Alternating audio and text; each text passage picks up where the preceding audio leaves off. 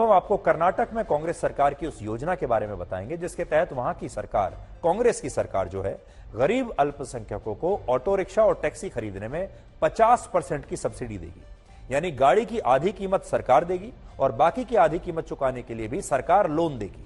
अब आप खुद सोचिए कि कर्नाटक में अगर आज किसी गरीब व्यक्ति ने अल्पसंख्यक नहीं बल्कि बहुसंख्यक समाज में जन्म लिया हो तो वो अपने आप को आज कितना कोस रहा होगा। कर्नाटक के जो बाकी के जो धर्मों के लोग हैं, जो बहुसंख्यक धर्म में हैं, वो सोचते होंगे काश हम भी अल्पसंख्यक होते। कर्नाटक सरकार का कहना है कि वो अपनी इस नई योजना के तहत लोगों को आत्मनिर्भर बनाना चाहती है और उनके लिए रोजगार के नए अवसर पैदा करना चाहती है। लेकिन दूसरी तरफ वो ये भी कहती है कि इस योजना का लाभ सिर्फ गैर हिंदुओं को ही मिलेगा। ये योजना हिंदुओं के लिए नहीं है।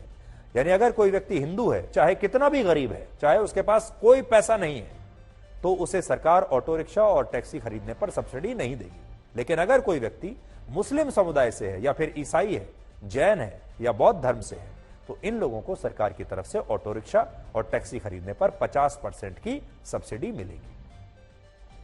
इस हिसाब से अगर कोई गैर हिंदू व्यक्ति 5 लाख रुपए की कोई नई गाड़ी टैक्सी में चलाने के लिए खरीदता है तो उसे सरकार से 2.5 लाख रुपए की सब्सिडी मिल जाएगी और जो बाकी 2.5 लाख रुपए रह जाएंगे उनमें भी 2 लाख रुपए सरकार उसे लोन के रूप में देगी। लेकिन अगर कोई हिंदू व्यक्ति यही 5 लाख रुपए की गाड़ी खरीदे तो उसे ना तो सरकार से 50% की सब्सिडी मिलेगी और ना ही सरकार की तरफ से उसे इस योजना के तहत कोई लोन दिया जाएगा।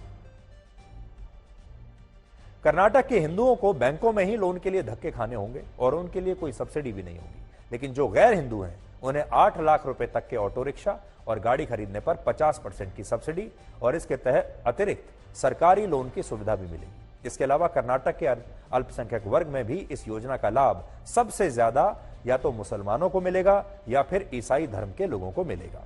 कर्नाटक में 96 लाख लोग अल्पसंख्यक समुदाय में आते हैं, 96 लाख, जिनमें लगभग 79 लाख यानी 82% सिर्फ मुसलमान है। यानी ये प्राइमरी मुख्य तौर पर ये जो योजना है ये मुसलमानों के लिए है। 12% ईसाई हैं और बाकी धर्मों की आबादी 5% या उससे भी कम है। यानी आंकड़ों से समझे तो इस योजना का सबसे ज्यादा फायदा मुसलमानों और ईसाइयों को होगा। हालांकि सरकार का कहना है कि अल्पसंख्यक वर्ग में भी वही लोग इस योजना का लाभ ले सकेंगे जिनके परिवार की वार्षिक आय 4.5 लाख रुपए से कम होगी।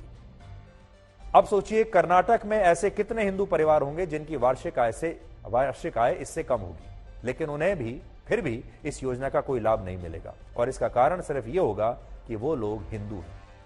कर्नाटक में जब से कांग्रेस पार्टी की सरकार आई है तब से उस पर तुष्टीकरण की राजनीति के आरोप लग रहे हैं। हाल ही में राज्य सरकार ने कर्नाटक में ईसाई धर्म की एक परिषद को कॉरपोरेशन में बदलने के लिए 100 करोड़ रुपए का ग्रांट देने का ऐलान किया था।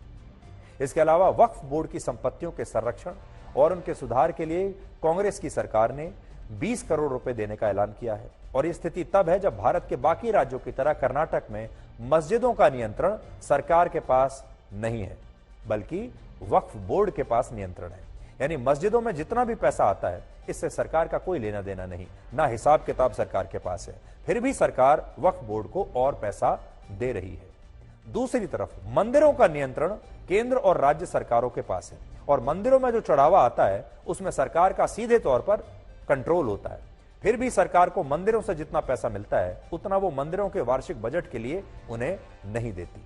यानी सेकुलर भारत में मस्जिदों का नियंत्रण वक्फ बोर्ड के पास है, चर्चेज का नियंत्रण ईसाई धर्म की संस्थाओं के पास है, गुरुद्वारों का नियंत्रण गुरुद्वारों की प्रबंधक कमेटी के पास है, लेकिन मंदिरों का नियंत्रण सरकारों के पास है।